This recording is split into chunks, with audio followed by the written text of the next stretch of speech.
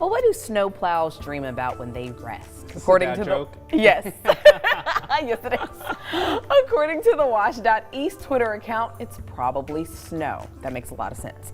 Now, currently they are in the maintenance yard waiting for that next snow, but soon, little plow, hopefully very soon, you'll see some action. I feel like I'm just getting a story read to me this You're morning. welcome. You know? You're Thank you, welcome. Channing. Well, good morning, everyone. Thanks for joining us here on Up with KREM. I'm Channing Curtis. I'm glad to have you here with us. I'm Tim Pham. So it's still up in the air if we could see some snow at all for the rest of this week and into the weekend. And this morning we have a new friend with us here on the show. That's right. Let's go ahead and send things outside to Cody Proctor. She's filling in for Jeremy Legoo for the rest of the week. Good morning, Cody. Thanks for being with us here on Up with KREM. You know, thanks for having me here this morning. I'm actually having a great time out here despite the fact that it's a little cold at the moment. It's a day where you definitely need these, to say the least. 23 degrees right now this morning in Spokane at the airport right now. Our dew point's right up 20, so some of you looking to deal with some of that frost this morning. We're also dealing with some light winds at the moment that does impact our feels like temperatures, but right now currently across the region, mostly in the low to mid 20s for us. So a little cold, to say the least, below freezing at this time.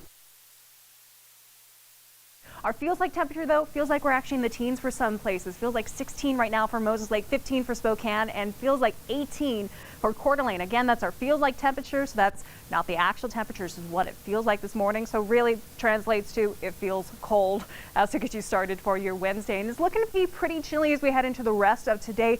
We might warm it to more about those mid 30s this afternoon. Some of those clouds might act as a little bit as a blanket for us for today. However, we are keeping track of that next chance for some snow in our forecast. Could potentially be seeing some as we head into our Thursday. Friday, we might actually see a break in the clouds and some dry, cold air expected to move into our region. That could actually potentially be bringing us some even colder temperatures. I'll have more coming up in your forecast in a few minutes. Back to you. Well, dozens of tents line the sidewalk outside of Spokane City Hall, all in a plea for more shelter beds. So last night, the City Council approved a plan to put people in hotel rooms when shelters are full. Funding was approved for 40 hotel rooms a night when the Cannon Street shelter is full. The protesters have been given 48 hours notice to move their property from City Hall. The tent city is being referred to by organizers as Camp Hope. Some protesters say they've been turned away from shelters because of barriers like sobriety in order to get admittance.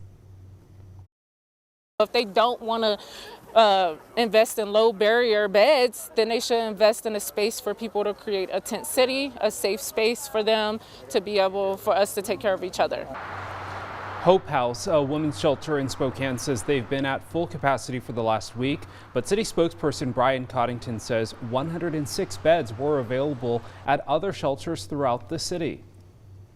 Who are here and those who are advocating on behalf of them, we would strongly encourage them to direct people to shelters to spend a night out of the elements in a bed or in a space that is indoors. However, the resolution passed by City Council last night has been in the works for 2 months. The 48-hour notice that was given to protesters was not in response to the city's approval of the 40 hotel rooms. And speaking of housing, Spokane Mayor Nadine Woodward has appointed a new director of the Spokane Community Housing and Human Services Department. That's right. Jen Sarasades will take over the role on January 3rd. Sarasades previously worked with Spokane Neighborhood Action Partners and was a member of the AmeriCorps Vista program. The position remained open when former director Cupid Alexander resigned and later accused city administrator Johnny Perkins of treating him differently due to his race. Woodward later ordered an investigation into these allegations. We are just under 10 days away from Christmas.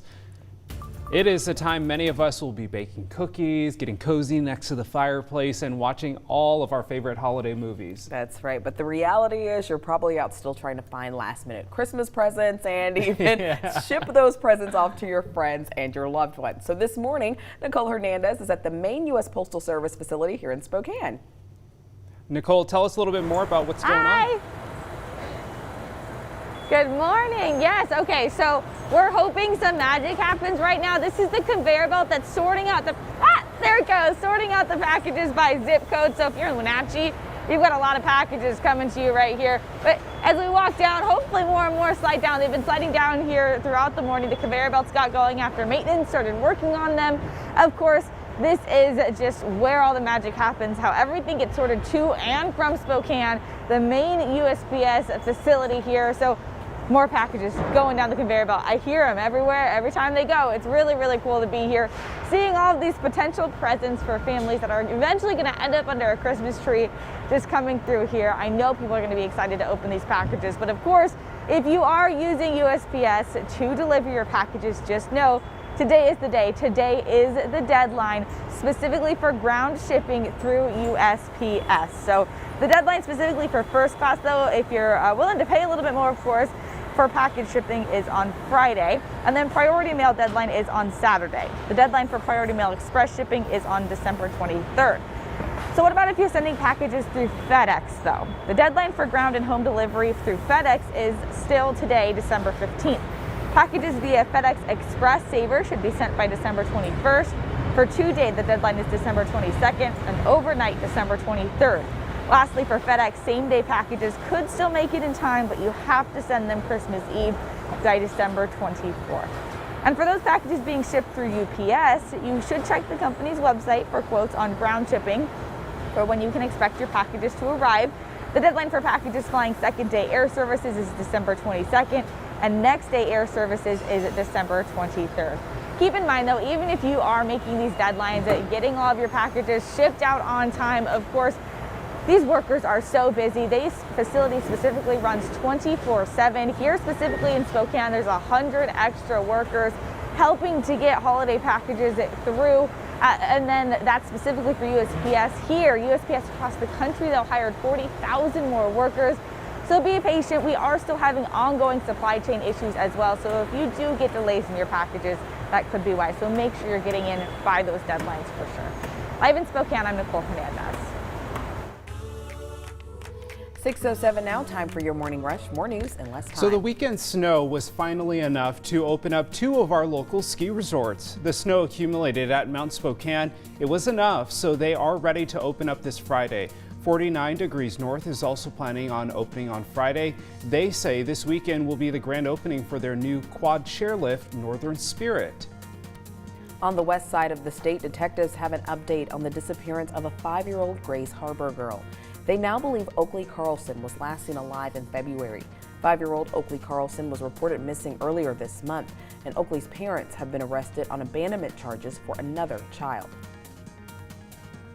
At this point, she was last in the care of her parents, and unfortunately, the reality that she's going to be recovered and safe and sound is becoming smaller and smaller.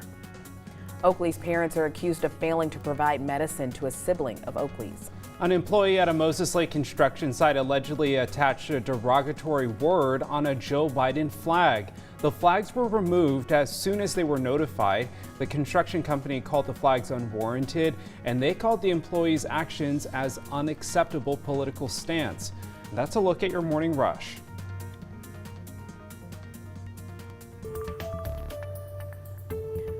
More than 4,000 Idahoans have died from COVID-19, and now health officials are worried that number could climb with the growing threat of the Omicron variant. The Idaho Department of Health and Welfare says that they've been studying data from South Africa as well as the UK on this variant. They say they expect this strain to be more contagious and spread through the state faster than other variants. Now, while only one case has been detected in the state so far, they say Omicron needs to be taken seriously.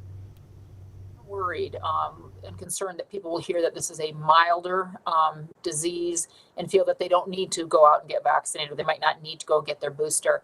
But it's important to note that as more people get infected with something, even if on the average it's milder, just that surge of cases will eventually lead to some percentage of folks being very sick and getting hospitalized. And we are concerned about our hospitals and our healthcare's ability to take care of a surge in cases.